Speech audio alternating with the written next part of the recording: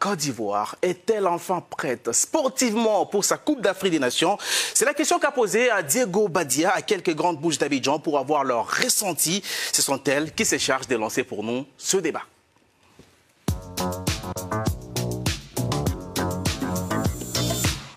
Oui, je crois que l'équipe nationale de la Côte d'Ivoire est prête pour la CAN.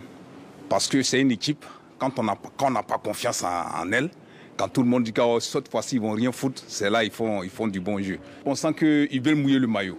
Chacun est prêt à donner le meilleur de lui-même et pour faire avancer la chose. Je vois ça. D'abord, on va dire oui, parce que l'équipe bien constituée, on peut aller.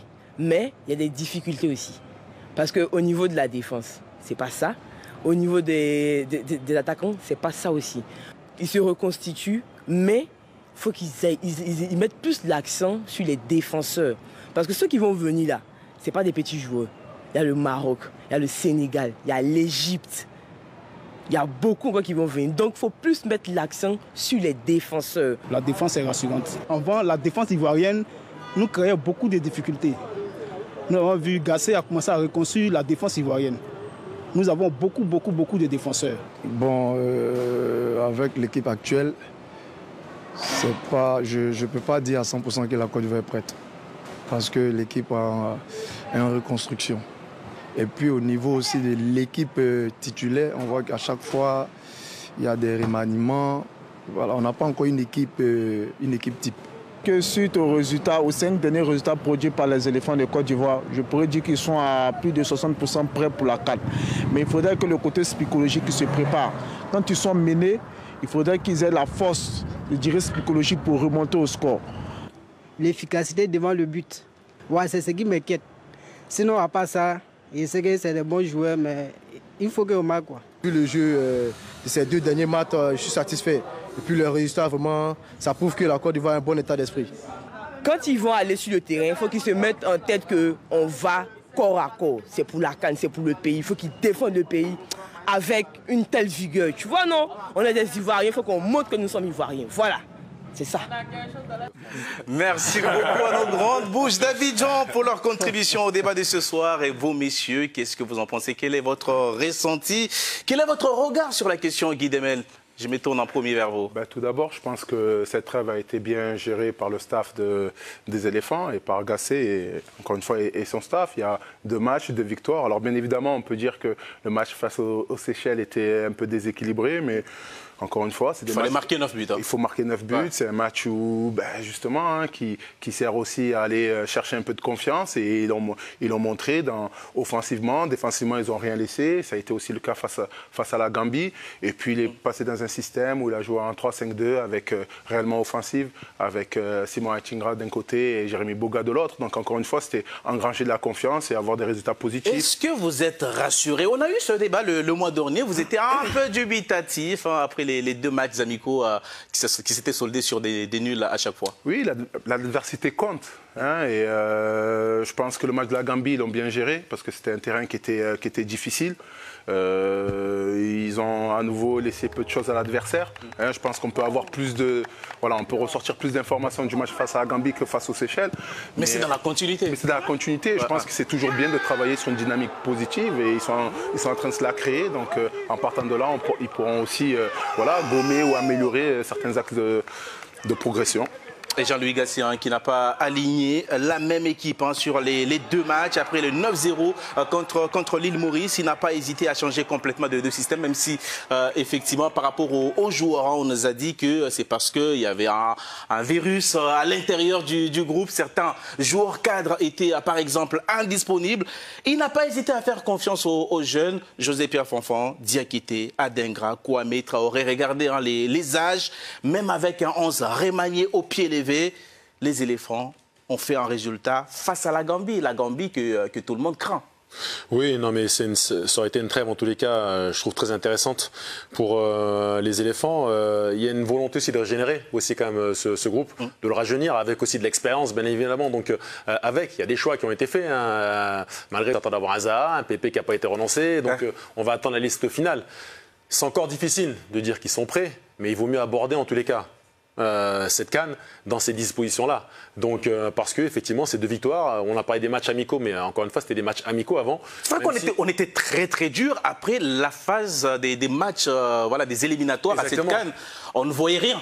En termes de groupe, en termes de groupe, en termes d'équipe. Voilà, il y avait une forme de laboratoire qui était mis en place aussi par le staff. Après, face au Maroc, encore une fois, le Maroc, c'est une sélection qui est demi-finaliste du dernier mondial. Donc, il ne faut aussi pas minimiser un match nul. C'est un match nul qui a aussi saveur aussi qui a donné quand même quelques indications. Il y a malgré tout, pour moi, encore quelques chantiers. On a entendu en plus les intervenants auparavant. Défensivement, certes, il y a de la jeunesse, mais on voit qu'il y a un choix encore qui est pas encore déterminé. Lorsqu'on voit justement l'établissement, j'ai envie de dire, de la liste des sélectionnés, autant milieu de terrain, j'ai un peu le sentiment qu'il y a des certitudes du côté de Gasset, autant devant. Il y a encore quelques interrogations. Il y a encore des interrogations et défensivement également.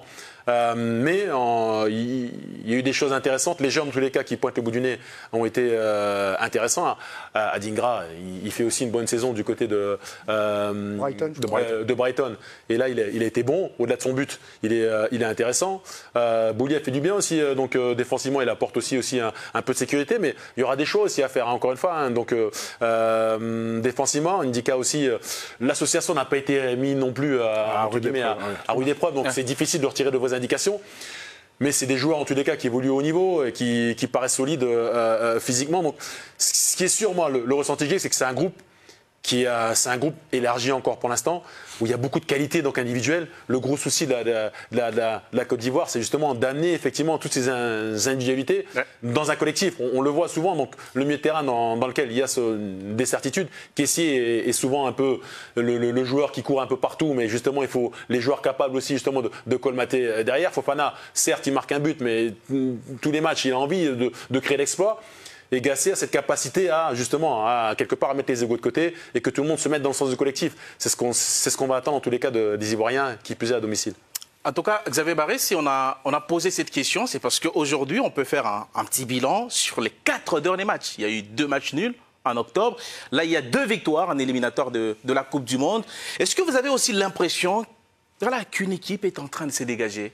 Moi, le mois dernier, on a eu ce débat, effectivement, et j'avais dit les résultats, c'est pas important. Ce qui compte, c'est ce qui dégage. Donc là, 9-0, quelque part, c'est anecdotique. Pas important. Non, ce qui est important, c'est effectivement ce groupe. C'est pas anecdotique, il faut les mettre. C'est la France qui met 14-0. C'est pas anecdotique. C'est la Côte d'Ivoire. C'est anecdotique aussi. C'est anecdotique aussi. Je pense que ça dénote de quelque chose, de l'état d'esprit. C'est l'état d'esprit. D'ailleurs, il y a un des grandes bouches d'Abidjan qui l'a dit. Ce qui est intéressant, c'est cet état d'esprit. Et quelque part, en ne sclérosant pas son groupe, en ne fixant pas son équipe type, il laisse des portes ouvertes. Il crée cette émulation, il crée cette concurrence interne. Il a un choix des riches en attaque.